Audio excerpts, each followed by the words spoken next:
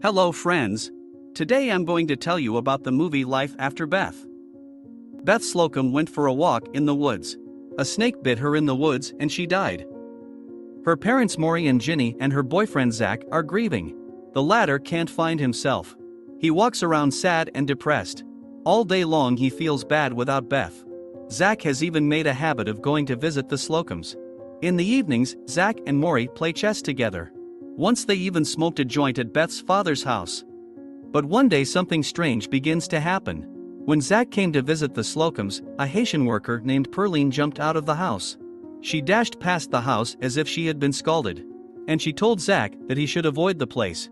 When the boy enters the house, Beth's parents are sorting through boxes of her things, and Ginny keeps complaining that she rarely gets to take pictures of her daughter. Zach tries to ask Ginny and Maury about Perline, but they don't give a clear answer. Then he notices Beth's scarf in one of the boxes. He asks to have it as a keepsake, and Ginny gives it to him. Things aren't going well at home for Zach either. His parents are trying to cheer him up. They are worried that he refuses to eat and sleep badly, and his brother, the guard Kyle, who is a bit of a gun nut, tries to pick on Zach every chance he gets. One day Beth's parents stop opening the door. Zach suspects that they are home and just don't want to let him in. Zach's own parents think they are just tired of his visits. Zach doesn't give up on the idea, he keeps coming and calling and knocking on the door. Both cars are parked outside the house, and there is clearly someone inside. Then Zach goes around the house to find out what's wrong and why they won't let him in. In one of the windows he notices the silhouette of a girl. He realizes that it is his Beth walking down the hall. Zach almost goes crazy with happiness, confusion and amazement. He tries to break into the house. Meanwhile, Kyle arrives on a call. He threatens his brother with a gun and asks him to leave the station. Zach tells Kyle that he saw Beth. The brother doesn't believe him, thinking he's crazy. After seeing his brother home, Kyle heads out on business. As evening falls, Zach, blinded by a desire to find out what is going on in Beth's house, sneaks into Slocum's yard. He is now convinced that it is Beth. When he and Maury spot Zach, he demands to be let in. He sneaks into the house and runs down the hallway after the girl. He catches up with Ginny and Beth in her room. Zach's indignation makes his throat catch. Beth is not dead. She doesn't even remember, or pretends not to remember, what happened to her in the woods. Zach yells at her and the girl's parents, then runs away. When he arrives home, he informs his parents and brother as if in passing that Beth is alive and that he was cheated because Beth wanted to break up with him.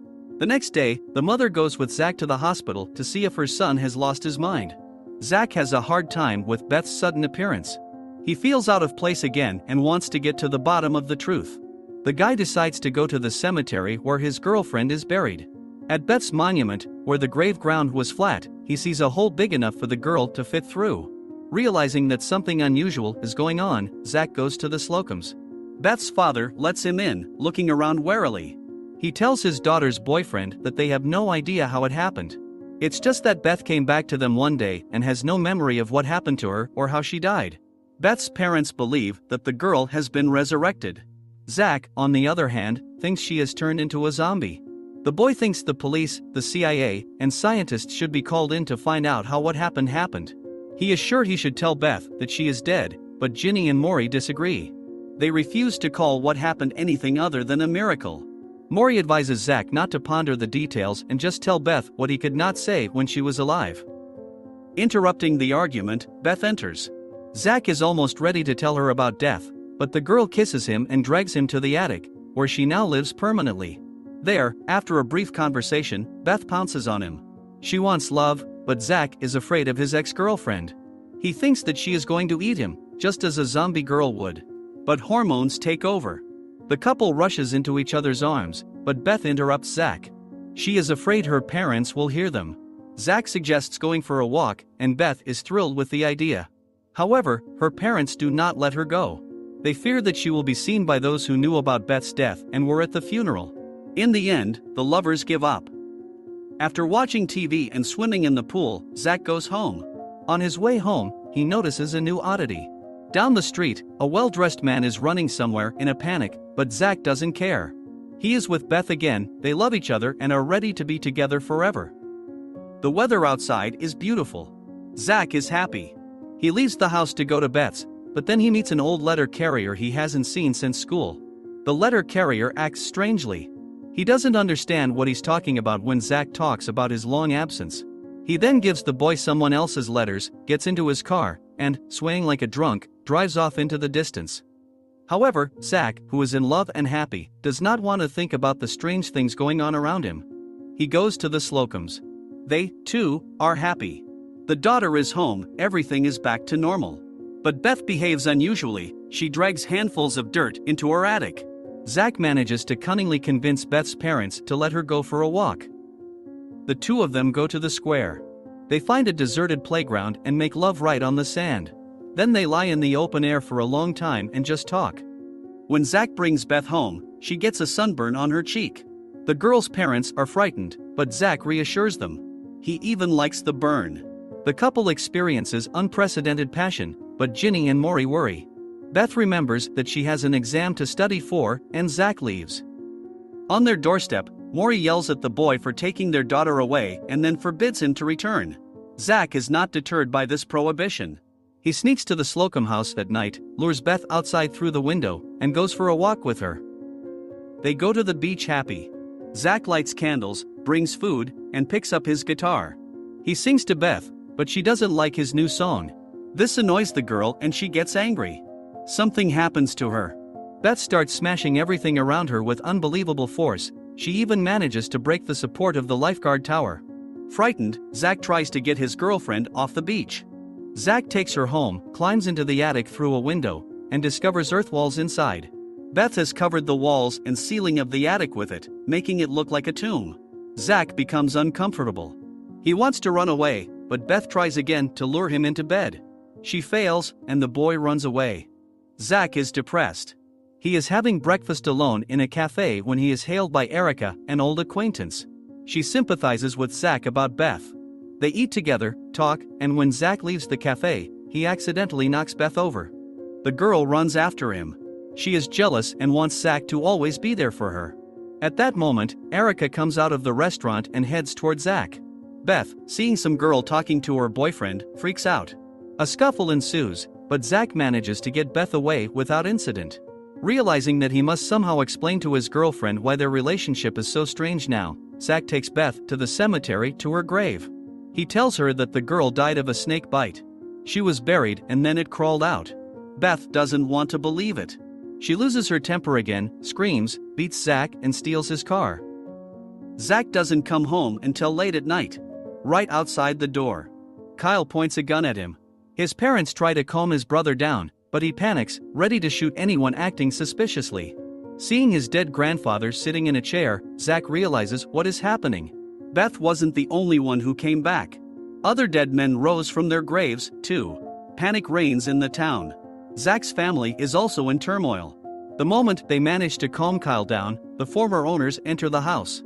They too were once dead, but have now risen up and want to kick out the new tenants. In all this panic and confusion, Maury shows up. He asks Zach to go with him to reassure Beth. To tell her that she is not dead and everything will be alright. Zach, on the other hand, wants to track down the Slocum family's former housekeeper, Perline. Since she is Haitian, Zach believes that she is the one who raised the dead from their graves with voodoo magic. Zach has to leave his family to talk to Beth, and in return Maury promises to give Perline's address. But nothing in the world can appease Beth. She destroys everything and even manages to taste human meat. Realizing there is nothing he can do, Zach asks for the Haitian woman's address. Maury refuses, but Ginny gives him the book with the address. The guy finds the motel where Perline lives. A man's voice answers his knock. The girl's brother tells him that she did not summon the dead, but left the Slocums because Maury tried to force her to touch something Ginny clearly did not touch. She couldn't stand the harassment and left her employer's house. Zach is upset. He doesn't know how to fix the situation. Zach comes home. It's a total shambles and several burned bodies. Zach thinks it's his family. So he goes to the Slocums. Maury is eaten. Ginny chains Beth to the stove and feeds her meat. Zach tries to take Beth out for a walk. The girl agrees. She gets up, growls like a natural zombie, and follows her boyfriend. Zach meets his brother at the exit.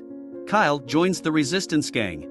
He runs around town with them and destroys zombies. He tries to kill Beth, but Zach won't let him. Then Kyle gives him his gun and makes him promise that Zach will shoot Beth himself. Zach took her to a beautiful place. They stood on the edge of a cliff and watched the sunset. Zach realizes that Beth is not feeling well right now. He confesses his love for her and then shoots her in the head. Beth, with a slab behind her back, falls into the ravine and rolls to the very bottom. Having finished with his girlfriend, Zach arrives at the asylum, where his parents and brother are hiding. There he meets Erica. She convinces him to run away, but then the electricity goes on and all the televisions light up. The reporter reports that they have managed to prevent a local zombie apocalypse. The residents of the town are now safe. Some time passes. Zach comes to Beth's grave and leaves a handkerchief on it. Nearby is Maury's grave. Zach leaves him a chess piece as a memento of their games together. Zach's mother and Erica are waiting in the car. They seem to like each other. Zach suggests that Erica have lunch together, and she agrees. Zach's mother, who has been watching all this, is happy.